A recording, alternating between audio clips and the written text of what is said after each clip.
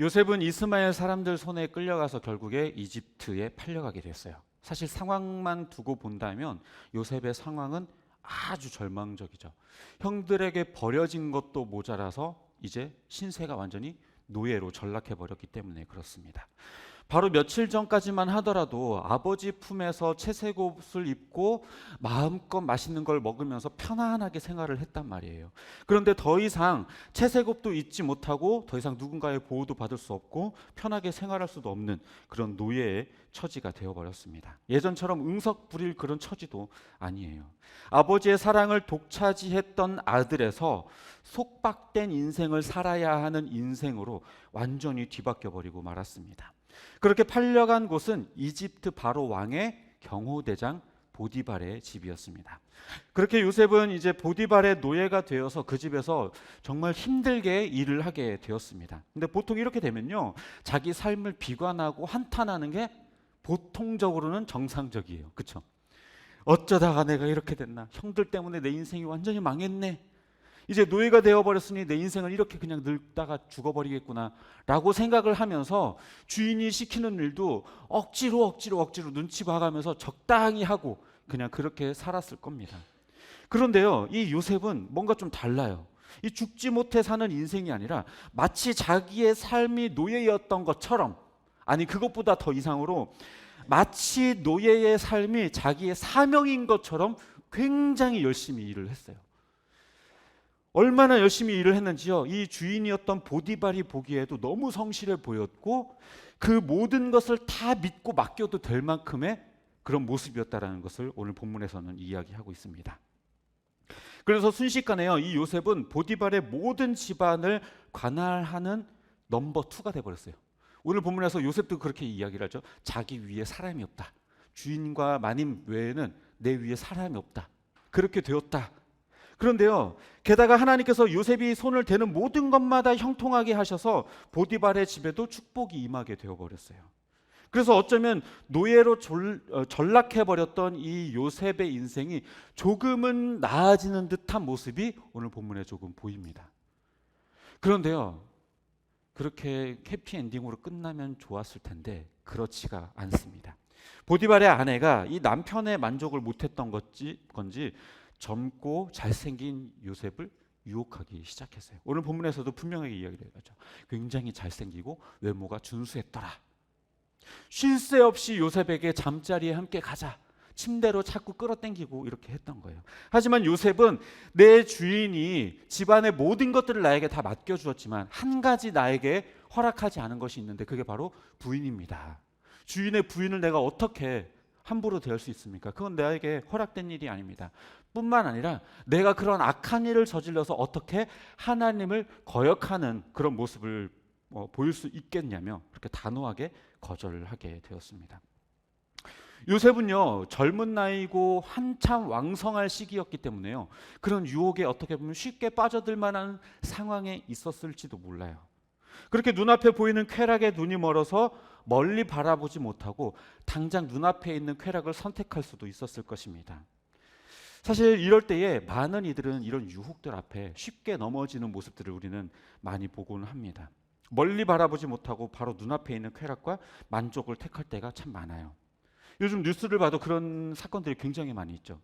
어떤 공무원, 교사, 목회자, 정치인 할 거 없이 그런 눈앞에 있는 쾌락과 만족 때문에 잘못된 언행을 보이거나 뭔가 잘못된 관계를 맺음으로 인하여서 굉장히 큰 죄를 저지르는 그런 모습들이 뉴스에 자주 등장하곤 합니다. 하지만 이 보디발 아내의 유혹은 단순히 성적인 유혹으로 우리가 해석할 게 아니라 우리 삶에 찾아오는 여러 유혹들로 우리가 이해하고 받아들일 필요가 있어요.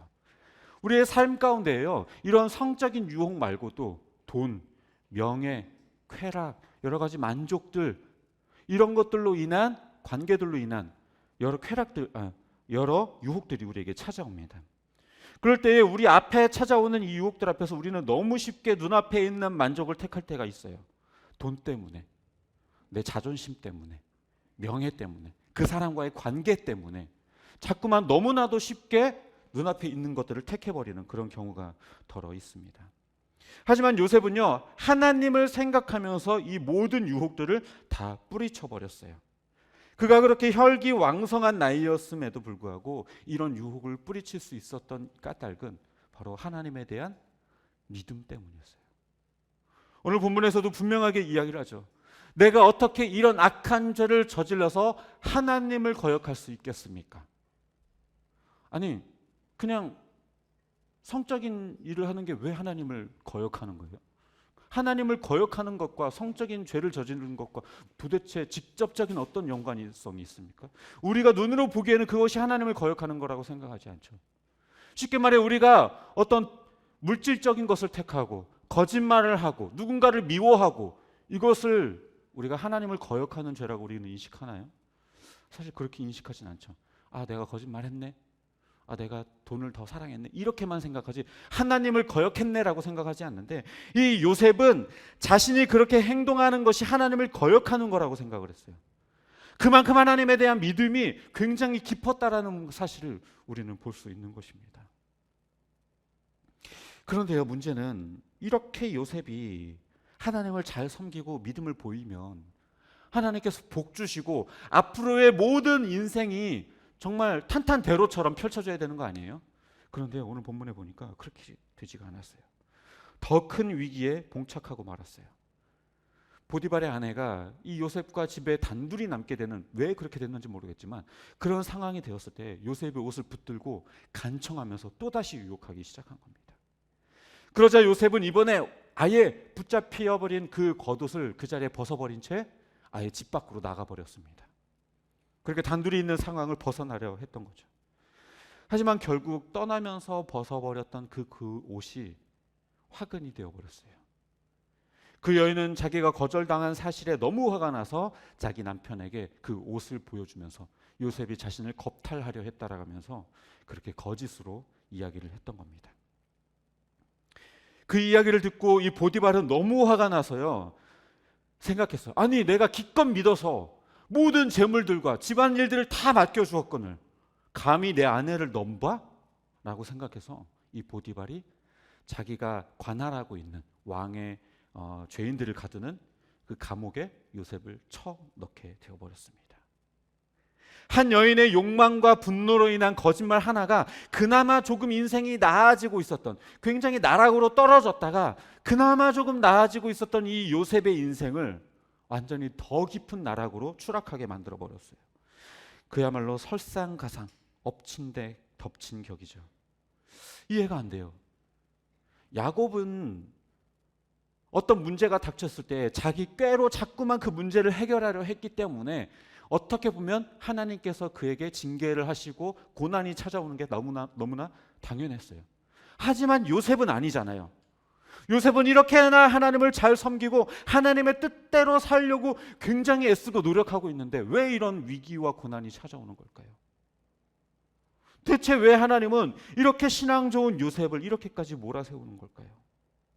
솔직히 요셉이 보디발의 집에서 열심히 일해서 임했던 하나님의 복이라고 하는 것도 결국에는 보디발이 얻어갔지 요셉에게 떨어진 건 아무것도 없거든요. 그냥 죽 써서 개 줬을 뿐이에요.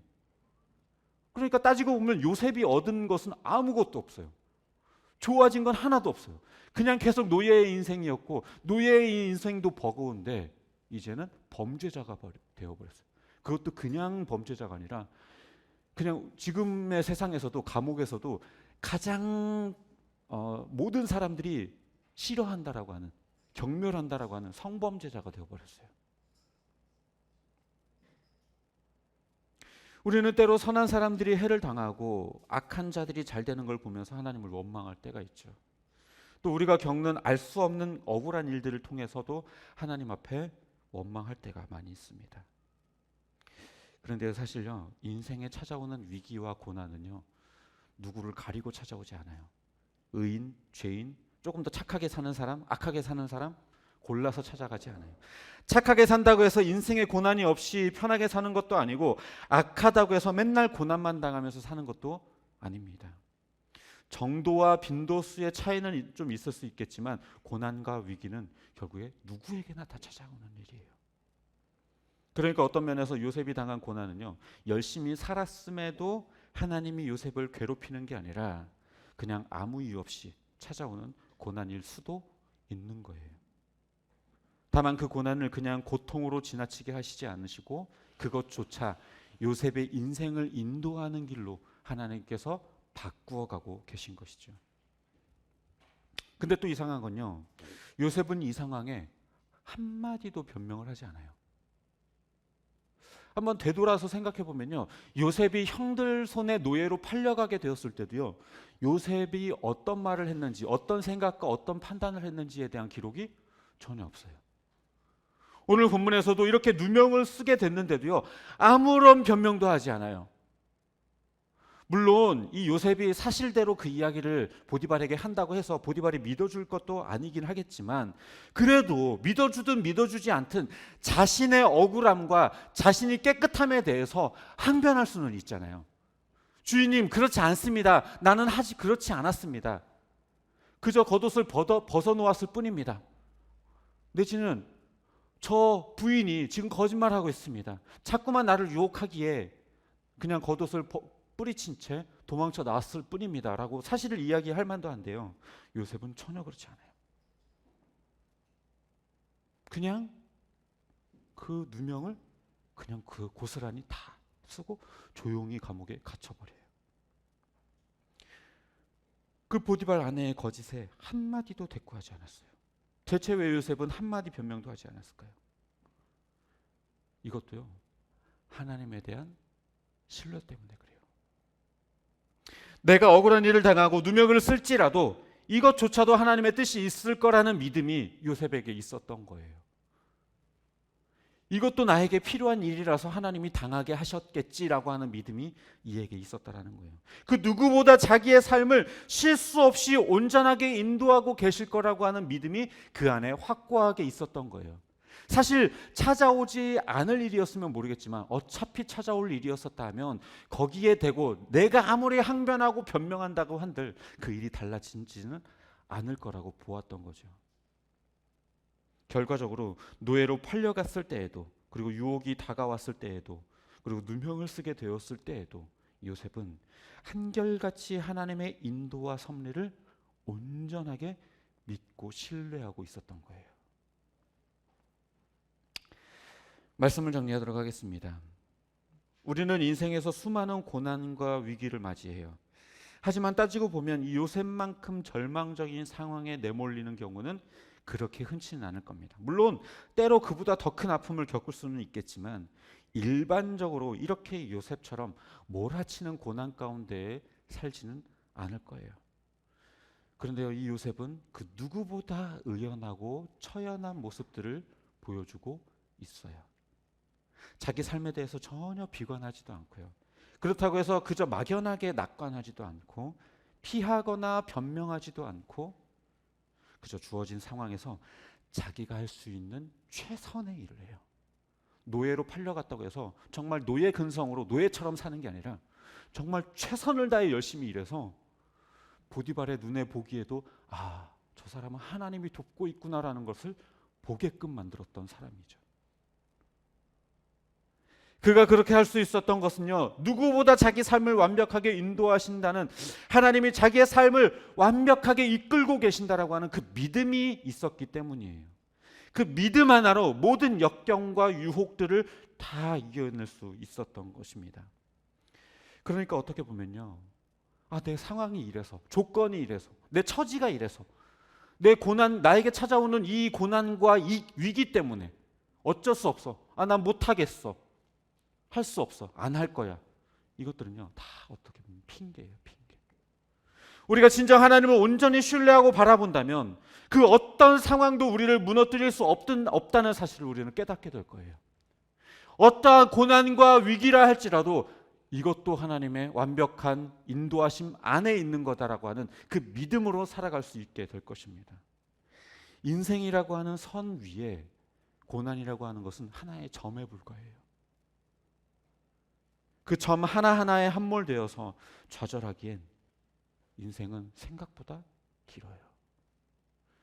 우리 하나님은 우리 인생을 그 누구보다 온전하게 인도하시는 분입니다. 그 점 하나하나에 우리가 아파하고 힘들어하고 쓰러지고 넘어지고 한다면 그 긴 선과 같은 인생 속에서 하나님이 우리의 삶을 이끄시는 그 손길을 우리가 보기 힘들어집니다. 요셉의 삶을 보아도요, 우리가 이 요셉의 스토리를 다 알고 있으니까 편안하게 읽는 거지, 그 순간순간을 바라보면요, 이것보다 더 절망적인 상황이 있을까요?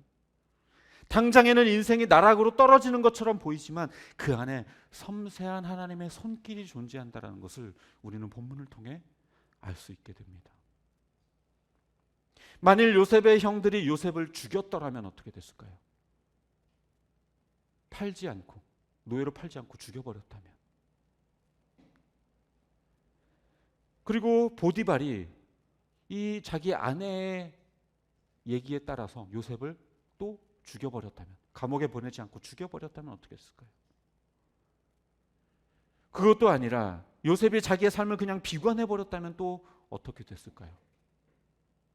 그런데요, 그 순간순간마다 하나님께서는 그의 육신이 죽지 않도록, 그가 죽지 않도록 보호하셨고, 또한 그의 마음을 단단하게 하셔서 그 어떤 절망적인 상황 가운데에서도 하나님을 신뢰하고 의지할 수 있게 하나님은 인도해 주셨어요. 우리도 지나고 보면요, 그 많던 고난들이 어디로 갔는지 모르겠죠. 그냥 하나의 추억이 되어버렸죠. 아, 그땐 그랬지. 그땐 그만큼 힘들었지만 참 인생 참 잘 지나왔지.